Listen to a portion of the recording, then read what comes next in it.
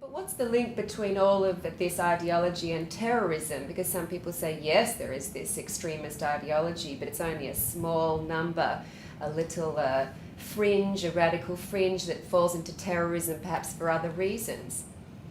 You know, every book that you want to apply blindly can be transformed on a tool, on a war machine.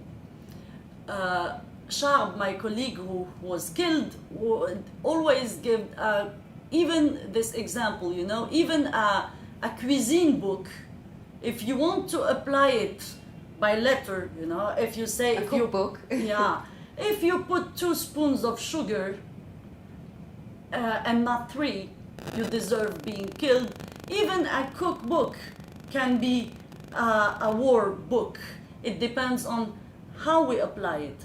The problem with Islam is that the Quran and the Sunnah have been influenced by a Bedouin context 15 centuries ago. I mean, the world, it was totally different. It was a barbarian world, and we cannot pretend that the rules ruling the society at this time can rule the society now in 2016. No ideology can just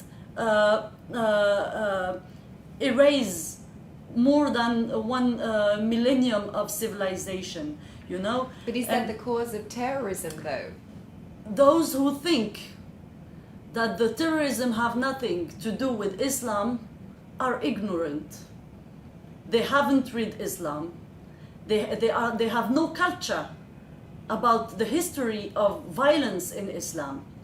And if they only read the Quran and the Sunnah, they will understand that if we have people who pretend that this religion have to be applied as it was applied at this time, we will have terrorism. Because those who pretend that it is a religion of peace and love, I don't know why Islam is the only religion of peace and love in the world. Maybe no one says that except the people who belong to those religions, but I've heard no one saying in France that Christianism is a religion of peace and love, or that there is any religion of peace and love. So if Islam is a religion of peace and love, maybe should we all convert then? We found the solution for peace in the world, okay? But if we read Islam, if we read its history, if we see how the Prophet committed massacres against the Jews, against others, how he systematically eliminated all his opponents, if we saw how slavery was practiced, if we saw how Islam could expand in certain countries by war and by massacres, if we see how the women are considered in Islam, if we see how Islam practices polygamy, how it allows you to marry with a 9-year-old girl, because the Prophet have done it. The Prophet have done it. So the countries who apply the Islam by letter, normally they should allow the marriage of 9-year-old girls. So if we apply that example, we will obtain something that is totally unacceptable now regarding the laws we have today.